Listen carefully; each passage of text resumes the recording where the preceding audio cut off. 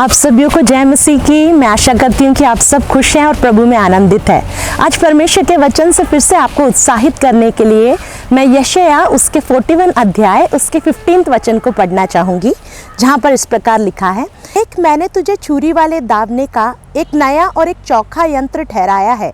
तू पहाड़ों को दाव दाव कर सूक्ष्म धूल कर देगा और पहाड़ियों को तो भूसे के समान कर देगा। मेरे प्रियो, यहाँ यशायाह जो परमेश्वर का दास है, वो परमेश्वर की आत्मा से परिपूर्ण होकर के एक बात को कहता है, जो परमेश्वर कहता है, देख मैं तुझे। यहाँ पर देखिए कितना अद्भुत वचन है कि परमेश्वर आपके और मेरे जीवन में एक रिश्ते के कारण कुछ करना चाहता है, और इसलिए परमेश्वर अपने प्रजा से, अपने लोगों से कहता है कि देख मैं तुझे एक छुरी वाले दाव का एक नया और एक चौखा यंत्र ठहराता हूँ। मेरे प्रियो, परमेश्वर का आत्मा यहाँ पर कहता है कि वो मुझे और आपको एक चौखा, एक शार्प टीथ के समान, एक छुरी वाले दावने के समान एक नया और चौखा यंत्र ठहराने वाला परमेश्वर है।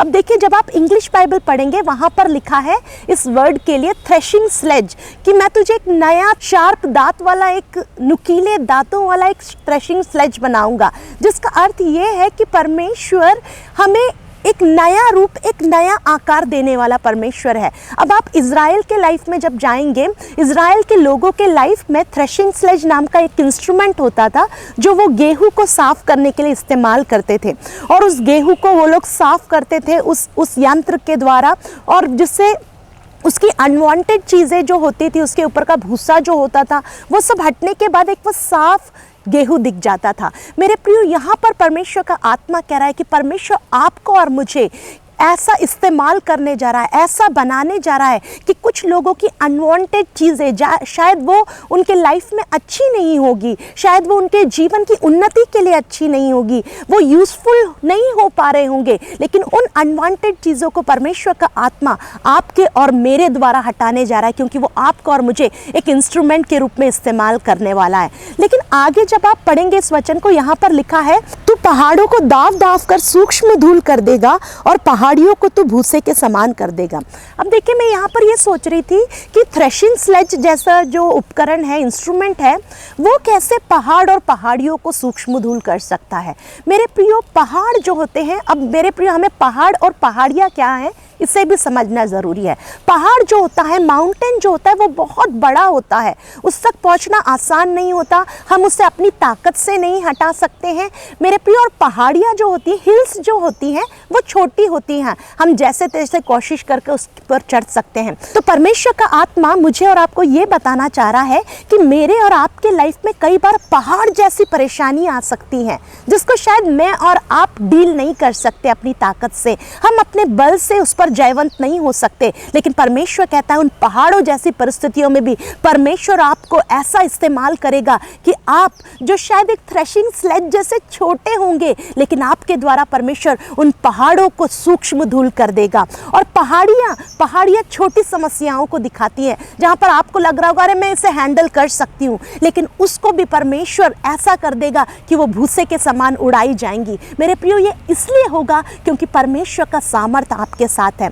आप सब दाऊद को जानते हैं, जो एक छोटा सा लड़का था, उसमें कोई ज़्यादा ताकत नहीं थी, कोई बल नहीं था, लेकिन परमेश्वर का आत्मा जब उस पर उतरा और परमेश्वर का सामर्थ उसके साथ था, तब उसने वो किया जो राजा नहीं कर पाया, उसने वो किया जो युद्ध में आए हुए योद्धा नहीं कर पाए, और उसने उस बड़े गोलियात को, जो उसके सामने बहुत बड़ा दिखता था, उसको परमेश्वर की सामर्थ के द्वारा उसने मेरे प्रियो गिरा दिया। और मेरे प्रियो, उस छोटे से पत्थर के द्वारा उसने गोलियात को गिरा दिया। तो मेरे और आपके पास छोटी ताकत हो सकती है, हमारा बल उतना नहीं होगा, हम निर्बल हो सकते हैं, लेकिन जब परमेश्वर का आत्मा मेरे और आपके द्वारा कार्य करता है, वो कुछ अद्भुत कर सकता है।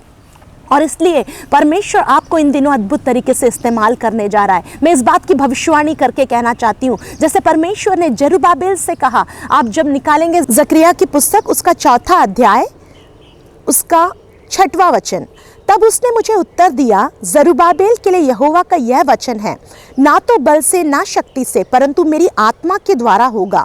मुझ सेनाओं के यहोवा का यही वचन है, हे बड़े पहाड़, तू क्या है? जरुब्बाबेल के सामने तू मैदान हो जाएगा।